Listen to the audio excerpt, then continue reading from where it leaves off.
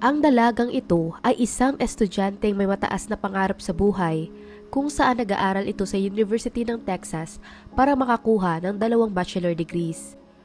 Gayunpaman, pagkatapos niyang mag-iwan ng mensahe sa kaibigan na pauwi na siya mula sa campus, bigla na lang itong naglaho.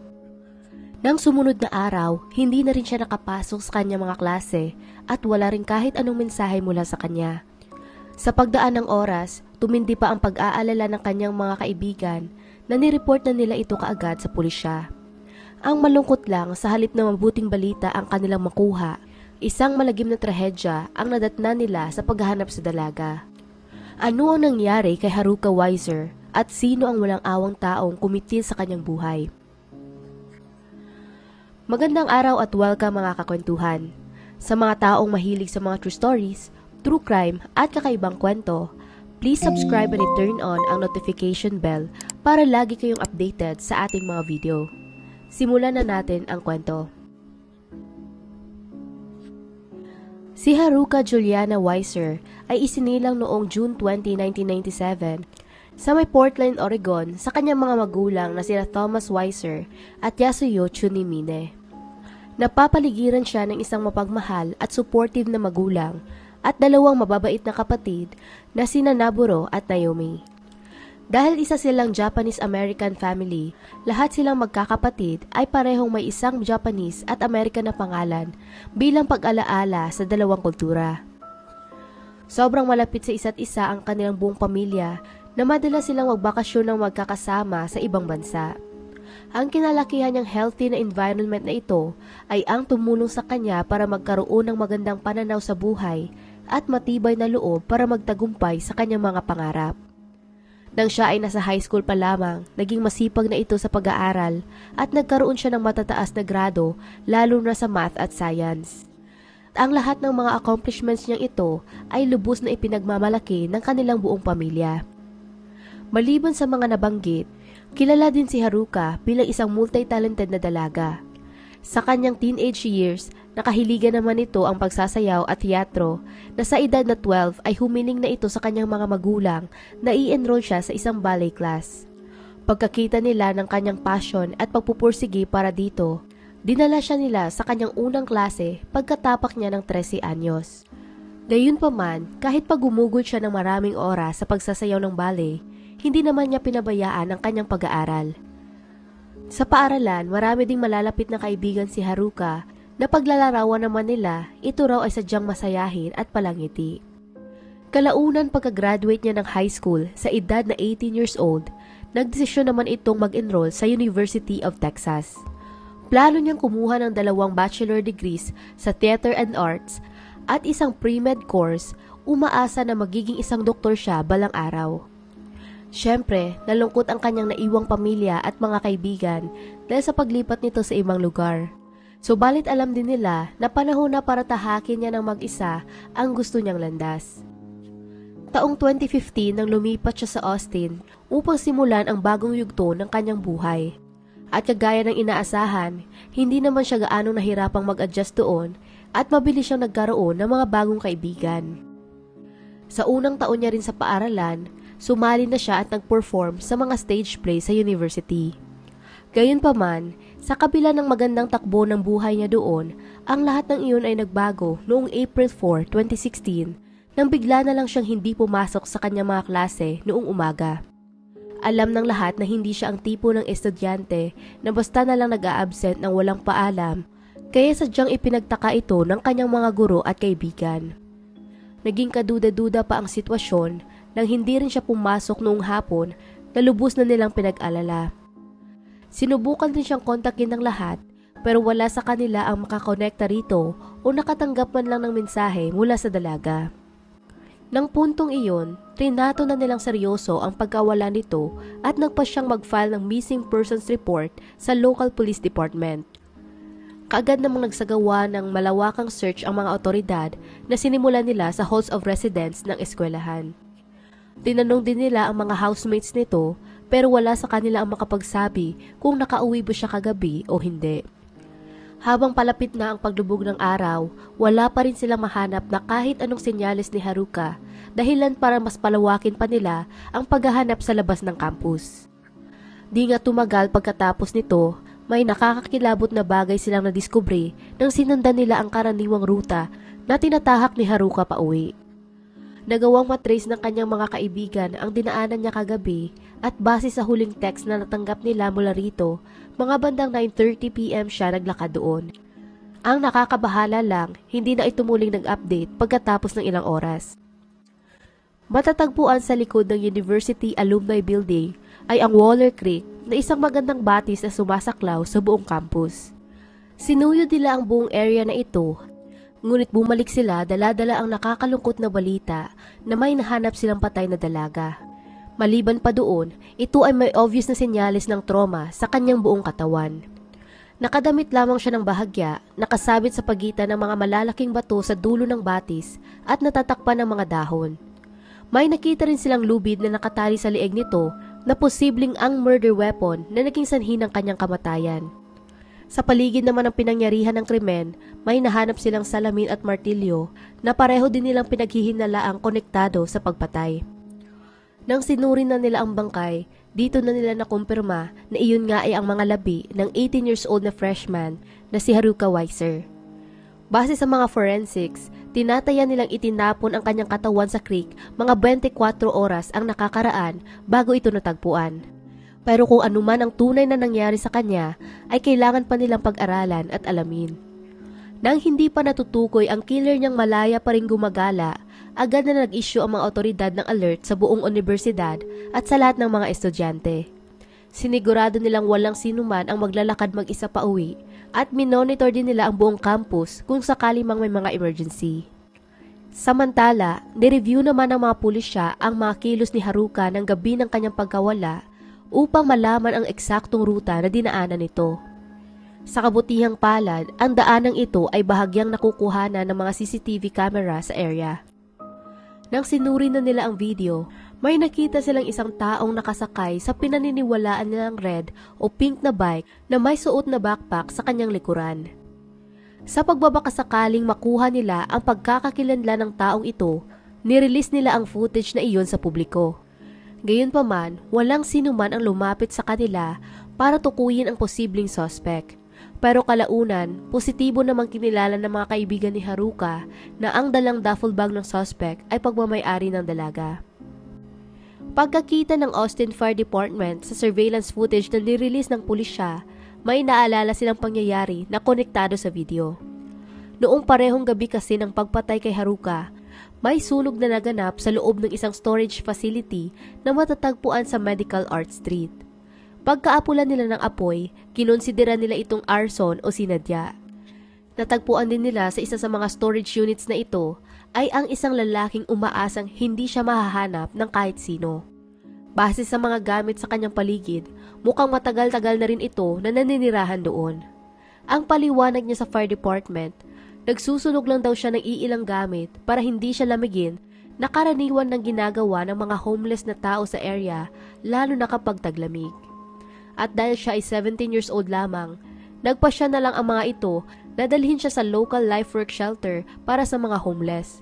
Gayunpaman pagkatapos nilang ma-review ang footage, nakilala nila ang tao sa video bilang ang parehong binatang kanilang tinulungan. Dahil dito, bumalik sila sa pinangyarihan ng sunog at nakita nga nila doon ang pulang bisikletang sinasakyan ng lalaki sa video, isang bota, sunog na college notebook at itim na jacket.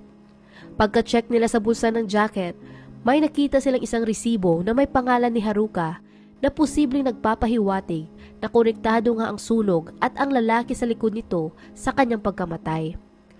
Kaya pagkatanggap ng impormasyong iyon, tumungo ang mga otoridad sa life-work shelter para hanapin ang binata.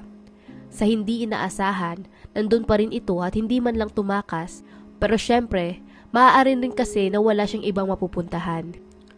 Ang 17 years old na lalaki ay nakilala bilang si Michael Kreiner at dati itong nakatira sa Texicana na matatagpuan 300 milya ang layo mula doon. Dahil sa sunog, inaresto nila ito sa kasong tampering of evidence, subalit pagkakuha nila ng warrant para ma-search ang kanyang mga gamit, may nakita silang MacBook na may nakadikit na Portland sticker at tumutugma naman iyon sa deskripsyon ng laptop ni Haruka. Kaya gawa ng bagong impormasyong ito, inakyat nila ang kaso mula sa tampering of evidence sa kaso ng murder. Sa isang press conference noong April 8, inanunsyo ng Austin Police Department na hawak na nila ang suspect at naplano nila itong kasuhan ng first-degree murder. Alamin naman natin ngayon kung sino nga ba si Michael at kung ano ang background nito.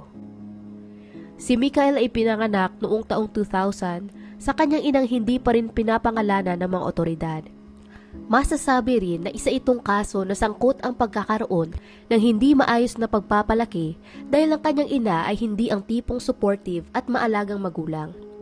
Sa halip na alagaan ng kanyang anak, mas tumutok ito sa kanyang adiksyon sa droga at alkohol. Ang ibig sabihin din noon, si Michael ay isinilang ng may fetal alcohol syndrome. Ito ay isang kondisyon na umaapekto sa brain development ng isang sanggol habang sila ay nasa sinapupunan pa lamang, kung saan posible din sila makaranas ng withdrawal symptoms pagkasilang sa kanila. Kaya para sa kaligtasan ng kanyang anak at dahil din sa mapaniran niyang pamumuhay, nilayo kaagad ng mga kinauukulan si Michael mula sa kanyang ina pagkapanganak sa kanya.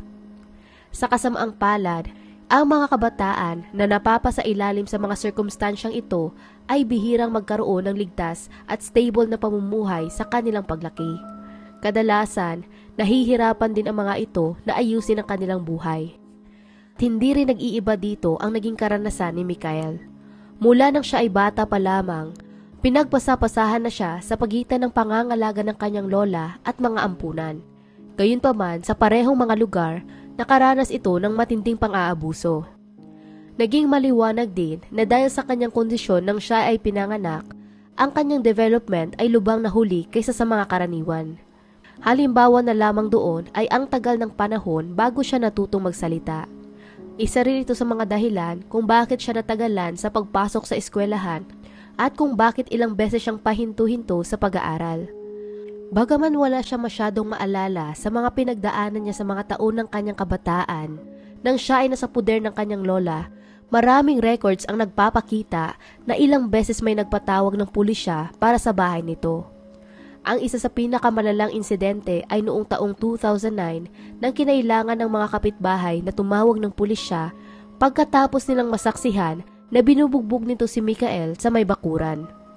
Bilang resulta ng pag-atake, ang parehong mata ng bata ay namaga sa puntong hindi na niya ito maimulat. Kung hindi mo ikukonsidera ang mga nagawa niya nang siya ay lumaki na, sadyang kaawa-awa ang pinagdaanan nito noong siya ay bata pa.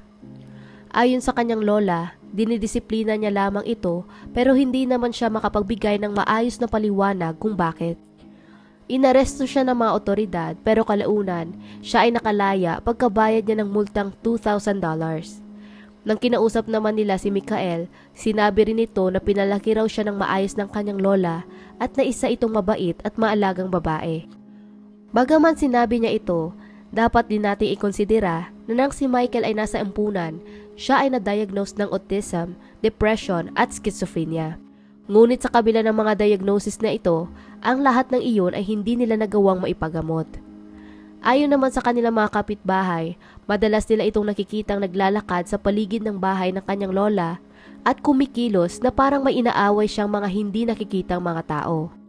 Ngunit bagaman posibleng naglalaro lang talaga ito mag-isa, pwede rin itong sintomas ng kanyang schizophrenia.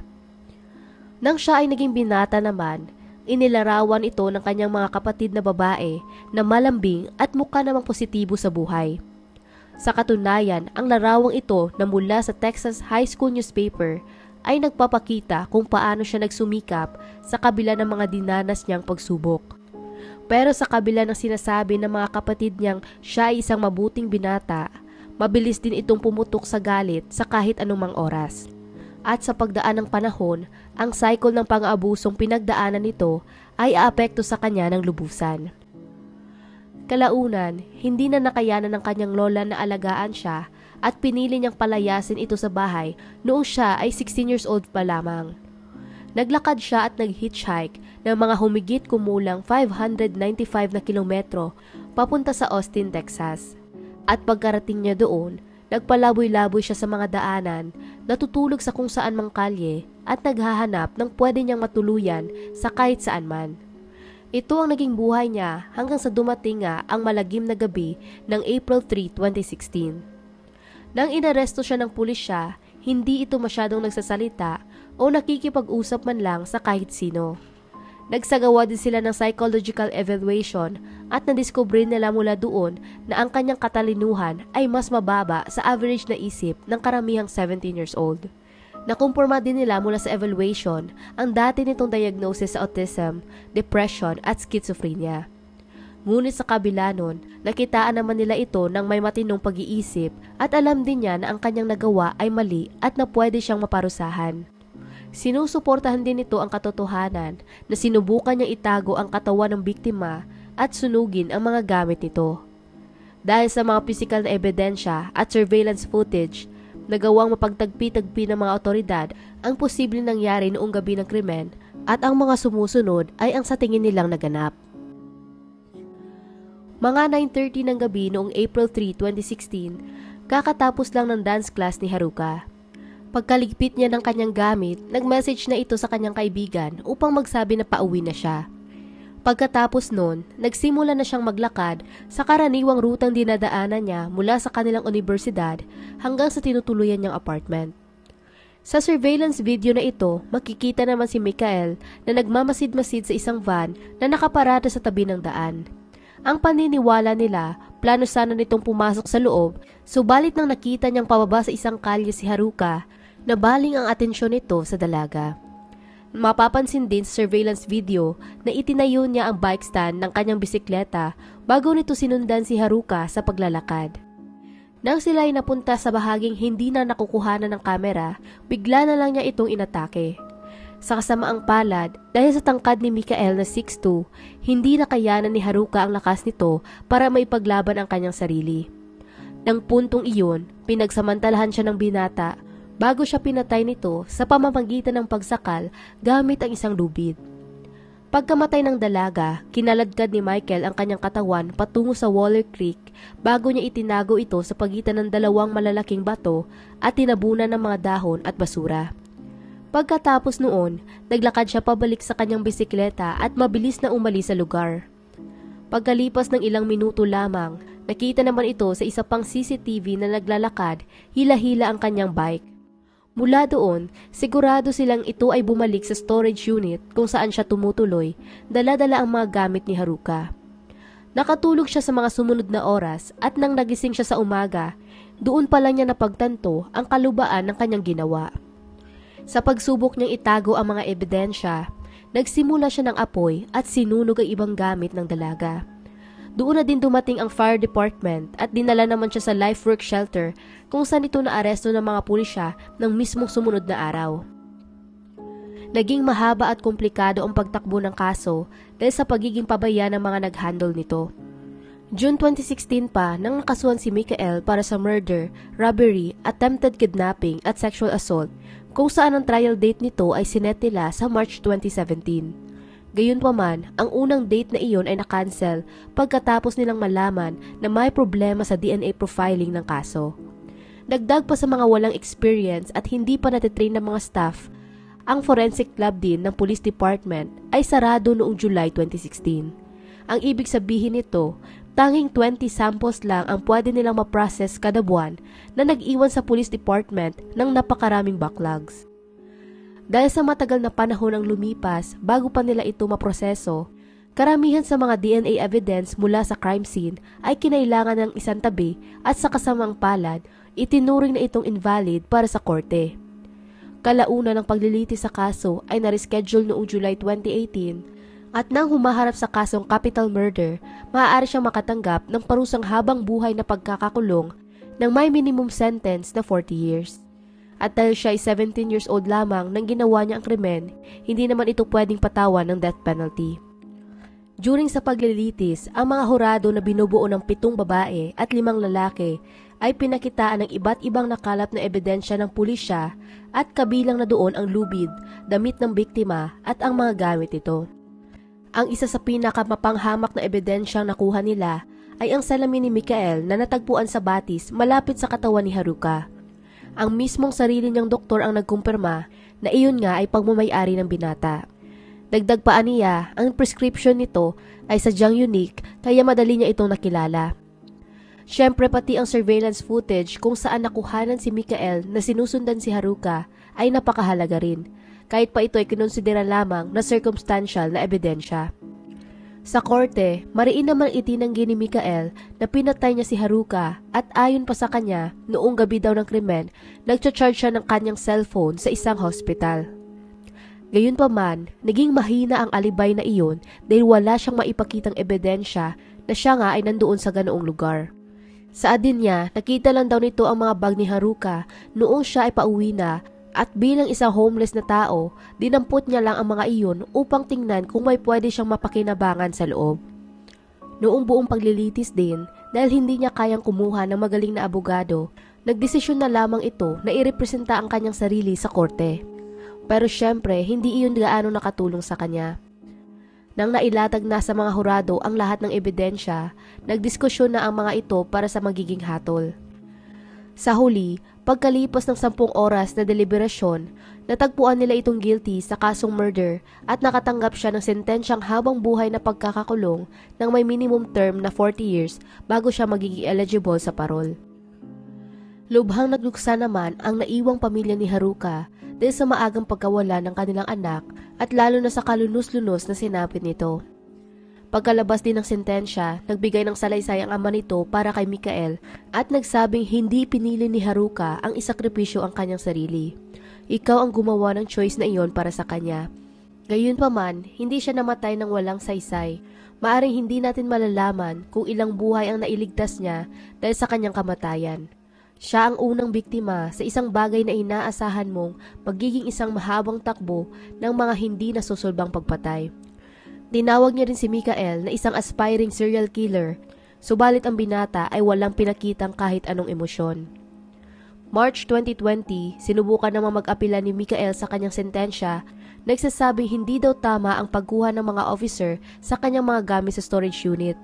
Ngunit kagaya ng inaasahan, tinanggihan ng judge ang kanyang apela. Dahil dito, mahaba-habang taon pa ang igugugol niya sa loob ng bilangguan. Ang pagkamatay ni Haruka Weiser ay nag-iwan ng lungkot at bighati sa mga taong nakakakilala sa kanya. Sa katunayan, marami silang isinagawa ng mga vigils at memorials bilang pag-alaala sa maikli ngunit makahulugang buhay ng dalaga. Sa bawat anibersaryo din ng kanyang pagkamatay, naglalagay sila ng bulaklak sa pwesto kung saan siya nahanap. Bilang pagrespondi sa kanyang murder naman, ang kanilang universidad ay nag-invest ng $13 million para pagtibayin ang seguridad sa buong campus. Kabilang na doon ang dagdag ng mga CCTV camera sa area at mga patrol officers. Si Haruka ay isang talentadong dalaga na lubos na minamahal ng kanyang pamilya at mga kaibigan na sadya itong nag-iwan ng marka sa puso ng mga taong nakakakilala sa kanya. Marami sana itong nais maabot na pangarap, ngunit nawala itong lahat dahil sa napakalungkot na trahedya. Hanggang ngayon, namimiss pa rin siya ng kanyang mga mahal sa buhay at taon-taon pa rin nilang inaalala ang kanyang pagkawala. Hanggang dito na lang ang kwento natin para sa araw na ito. Anong masasabi ninyo sa kaso? Kung nagustuhan nyo ang video na ito, maaari mong i-check ang ating channel para sa iba pang mga kwento. Muli, salamat sa inyong pagkikinig at hanggang sa susunod mga kakwentuhan.